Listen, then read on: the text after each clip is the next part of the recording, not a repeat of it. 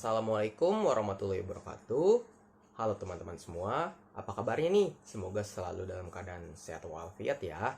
Nah, pada video ini kami dari kelompok 6 dari kelas AKT 2A akan mempresentasikan hasil wawancara unit kerja yang ada di PNJ, yaitu unit transformasi digital. Nah, sebelum itu angka baiknya untuk memperkenalkan anggota kelompok kami terlebih dahulu. Perkenalkan, nama saya Daviandra Sumaryadi. Halo, perkenalkan nama saya Kartika Asih. Perkenalkan, nama saya Revina Putri Gmeli. Nama saya Silva Ayala Fasya. Nah teman-teman, sebelum kami mulai presentasi, yuk kita nonton video cuplikan singkat dari wawancara kami dengan Kepala UTD PNJ, yaitu Bu Mera Kartika. Kenalkan dulu kali ya. Kenalkan, nama saya sendiri Kartika Asih, ini rekan saya Silva, Davi, dan Revina. Nah, di sini sebelumnya terima kasih untuk Bu Mera karena telah meluangkan waktu untuk kami. Di sini kita juga mohon izin untuk mewawancarai mengenai tugas manajemen yang telah diberikan oleh dosen kami, yaitu Ibu Adis. Baik, mungkin saja pertanyaannya gitu ya. Baik, di sini saya ingin menanyakan mengenai profil unit. Ya, yang pertama, kalau misalkan saya mau bertanya, apa sih Bu yang melatar belakangi terbentuknya UTD ini? Oh baik, jadi ini adalah unit transformasi digital. Itu merupakan unit baru di zaman Pak Direktur Pak Zainal, Pak Dr. Sains Haji Zainal ya, yang mana sebelumnya itu mungkin kebanyakan mengenalnya dengan istilah, di awalnya dulu istilahnya Pusdatin, Pusat Data dan Informasi. Itu masih di bawah akademik juga. Kemudian selanjutnya berganti nama jadi DASI, Data dan Sistem Informasi. Itu di bawah juga dari sistem akademik gitu ya. Nah, sekarang Pak Direktur melihat bahwa kita perlunya mengikuti dengan perkembangan zaman, yang mana kita tahu bahwa revolusi industri 4.0, sehingga segala sesuatunya adalah berbau dengan teknologi digital ya. Oleh sebab itu menjadi unit tersendiri, yaitu unit transformasi digital, yang mana sekarang itu menjadi satu unit yang posisinya ya justru membawai semua bidang, semua hal yang berkaitan dengan sistem informasi, infrastruktur, dan jaringan di seluruh PNJ. Ya, jadi itulah yang mana kami unit transformasi digital ini di bawah koordinasi dari wakil bidang kerjasama atau bidang 4 begitu. Nah, jadi secara tupoksinya ya kami adalah perlu melakukan ya, artinya secara seharian ya kami harus menjamin untuk berjalannya sistem informasi dari sisi aplikasi dan perangkat lunak ya, dan juga dari sisi jaringan infrastruktur yang berjalan di PNJ ini. Dan selain itu juga tadi terkait ada ya namanya juga transformasi ya digital, berarti kan ada hal-hal yang kita dari yang segalanya mungkin belum non digital ke digital gitu. Kalau tadi kan Ibu startup cuma tentang Bu ya. Nah, dengan tugas yang banyak, bagaimana cara Ibu sebagai kepala kita mendorong startup yang lain untuk tetap bisa produktif? Ya artinya sih tetap kita tiap hari ini juga ya koordinasi dan aktif gitu ya. Dan kebetulan kalau saya nih dosen, selain saya juga di sini kan saya juga mengajar. Tapi kalau yang staff ini kebetulan juga staff di sini, jadi istilahnya tuh all day memang tugasnya di sini. Jadi ya selain itu kalau misalnya yang berkaitan dengan pekerjaan yang aplikasi ataupun ini yang sulit, memang kita tidak bisa di-handle sendiri ya, tapi itu nanti akan di-handle oleh konsultan. Nah, seperti itu. Jadi itu yang lebih lebih pemberdayaannya bisa ini, karena kalau di-handle sendiri nggak mungkin juga itu semuanya tadi dengan pekerjaan yang sangat panjang besar. Ya. Itu. Setelah sebelumnya kita sudah menonton cuplikan singkat wawancara kami dengan Bu Mera Kartika, pada pembahasan pertama akan dijelaskan mengenai profil dan visi misi dari unit transformasi digital. UTD sendiri merupakan suatu unit baru yang dibentuk pada zaman Dr. Zainal. UTD sebelumnya lebih dikenal dengan istilah Pusdatin yang berada di bawah bidang akademik, yang kemudian berganti nama menjadi DASI. Akan tetapi, dikarenakan perkembangan zaman yang berbau teknologi digital, UTD menjadi unit tersendiri yang membawahi semua hal yang berkaitan dengan sistem informasi, infrastruktur, dan jaringan di Politeknik Negeri Jakarta. Saat ini, UTD bekerja di bawah koordinasi bidang kerjasama. Nah, ada juga visi misi dari UTD. Visinya yaitu menjadikan Politeknik Negeri Jakarta sebagai institusi yang efisien, efektif, dan akuntabel berbasis ICT atau Information Communication Technology. Adapun misi yaitu yang pertama, Pusat Data Elektronik dan Pengembangan Teknologi Informasi di lingkungan Politeknik Negeri Jakarta. Yang kedua, mengembangkan sistem informasi berbasis web yang dapat diakses oleh pemangku kepentingan secara efisien dan akuntabel. Yang ketiga, mengintegrasi sistem informasi yang dibangun melalui penguatan jaringan dan pengembangan sistem otomasi antar sistem agar terjadi efektivitas antar unit. Yang keempat, meningkatkan kualitas dan keahlian para pengelola melalui pelatihan dan sertifikasi keahlian. Yang kelima, memberikan pelayanan yang prima dan memiliki kepastian kepada para pemangku kepentingan. Dan yang terakhir yaitu yang keenam, memberikan edukasi kepada para pemangku kepentingan yang berkaitan dengan penggunaan teknologi informasi yang sesuai kebutuhan.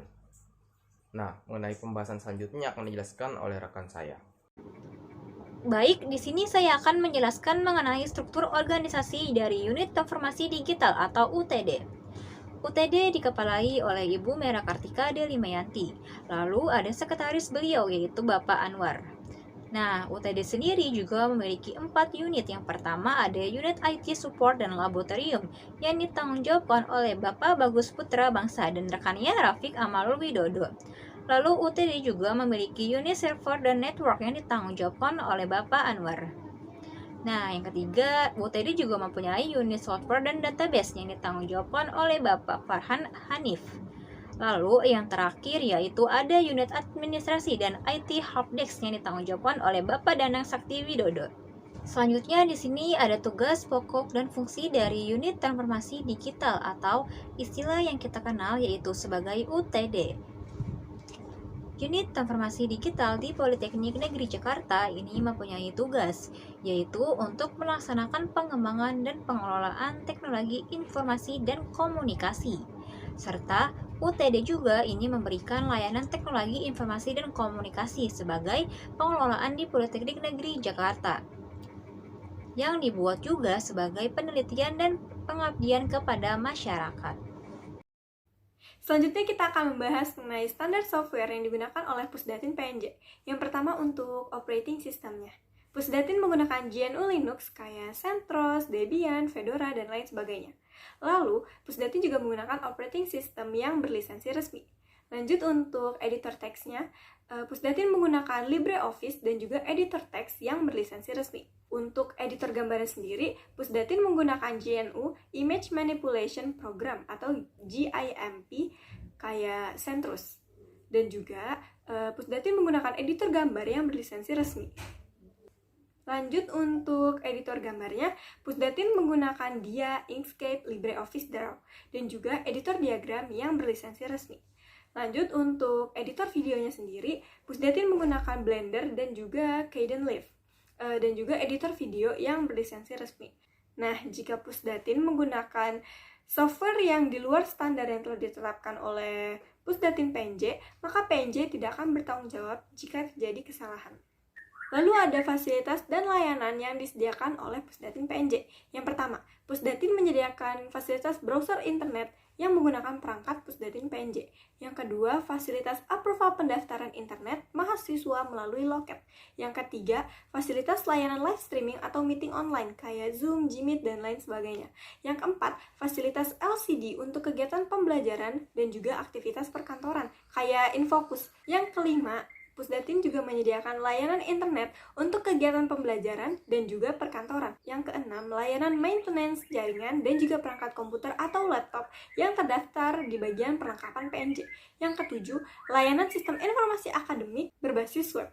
Yang kedelapan, ada layanan single sign-on atau SSO untuk autentifikasi. Yang kesembilan, layanan pendaftaran email dengan domain pnj.ac.id. Dan yang terakhir atau yang ke-10, Pusdatin juga menyediakan layanan e-learning atau kayak classroom online gitu yang sudah kita gunakan sejak pandemi muncul ya, untuk dosen dan juga mahasiswa. Nah, selanjutnya ada standar operational procedure yang ada di UTD PNJ. Yang pertama ada SOP permohonan registrasi email untuk mahasiswa, SOP permohonan registrasi email untuk dosen dan staf jurusan, SOP permohonan peminjaman fasilitas lab, SOP penggunaan kustomisasi jaringan PNJ, SOP registrasi internet mahasiswa, SOP registrasi internet staf dan dosen, SOP registrasi internet tamu, SOP perawatan dan perbaikan komputer inventaris, SOP perbaikan bugs atau error aplikasi, SOP permohonan pemakaian hosting dan domain PNJ, SOP permohonan titip guna server, tata cara pendaftaran WiFi Politeknik Negeri Jakarta, tutorial login otomatis ke hotspot PNJ, tutorial merubah password akun email PNJ, tips menggunakan WiFi PNJ atau hotspot di Android, tata tertib prakirim Pusdatin, tutorial e-learning, tutorial menggunakan tugas akhir atau skripsi atau tesis di repository PNJ, tutorial pembuatan akun repository, dan tutorial review dan approve dokumen TA. Nah, yang selanjutnya itu ada 4 aspek manajemen nih. Yang pertama itu ada aspek perencanaan. Nah, aspek perencanaan atau planning sendiri merupakan suatu proses menetapkan tujuan dan merumuskan cara untuk mencapainya. Nah, dalam melakukan perencanaan ini nih, perlu atau penting dalam menetapkan tujuan dan sasaran. Nah, tujuan dari UTD sendiri itu menjadikan PNJ sebagai institusi yang efisien, efektif, dan akuntabel berbasis information communication technology. Nah, jika kita lihat nih dari keadaan yang sekarang nih, yaitu pandemi COVID-19, untuk mencapai tujuan yang telah ditetapkan sebelumnya, UTD memiliki strategi dalam mengembangkan jaringan dan aspek digital selama pandemi ini, yaitu dengan menginventarisir dan membuat prioritas untuk perbaikan, karena infrastruktur merupakan suatu hal yang fundamental. Akan tetapi, dari sistem informasi dalam perencanaannya masih membutuhkan beberapa aplikasi yang memerlukan banyak waktu dan biaya.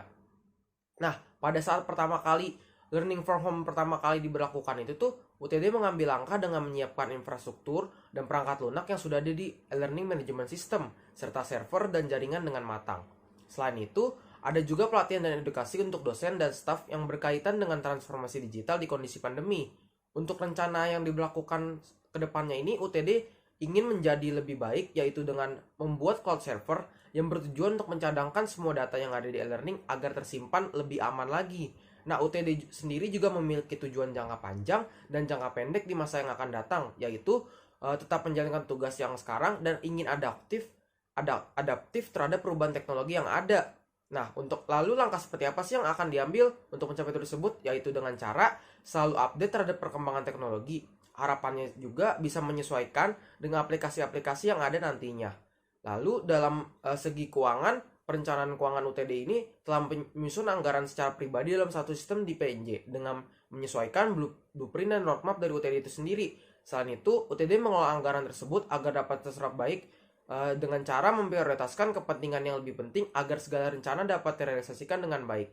Nah, kita juga bisa dapat 4 manfaat nih dari perencanaan, yaitu dengan yang pertama dapat meningkatkan fokus dan fleksibilitas, yang kedua meningkatkan orientasi tindakan, yang ketiga meningkatkan koordinasi kontrol, yang keempat meningkatkan manajemen waktu. Nah, dari penjelasan sebelumnya juga nih, metode perencanaan yang digunakan oleh UTD sendiri sudah diimplementasikan dengan baik, karena perencanaan tersebut sudah bisa dijadikan pedoman dalam mencapai tujuan, serta dapat menghindari resiko atau kendala yang mungkin akan terjadi di masa depan.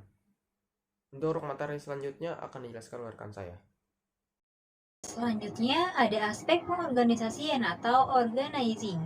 Pengorganisasian atau organizing ini merupakan proses pembagian tugas, pengaturan sumber daya, pengorganisasian kegiatan, dan pengembangan struktur organisasi dalam unit kerja. Nah, jika dalam UTD sendiri, struktur organisasi yang dipakai yaitu struktur organisasi fungsional, di mana staf ini dikelompokkan berdasarkan keahlian mereka. Pimpinan UTD ini dipilih langsung oleh pimpinan pusat berdasarkan kinerja yang dimilikinya. Sebagai pemimpin, Ibu Mera Kartika Delimayanti ini melakukan pengaturan sumber daya dan pemerincian pekerjaan bagi staf di UTD berdasarkan kompetensi serta karakter dari para staf, supaya tugas-tugas yang diberikan oleh beliau ini diberikan kepada orang yang tepat.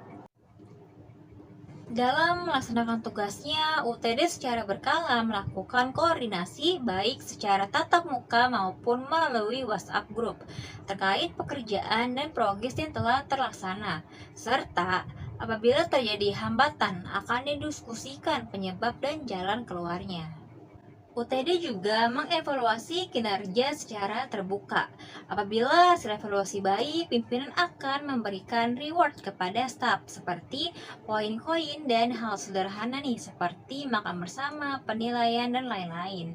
Dan jika sebaliknya, jika hasil evaluasi itu buruk, pimpinan akan mengkomunikasikan lebih lanjut dengan para staf atau secara privat jika dirasa hal tersebut lebih baik dibicarakan empat mata oleh staf yang bersangkutan.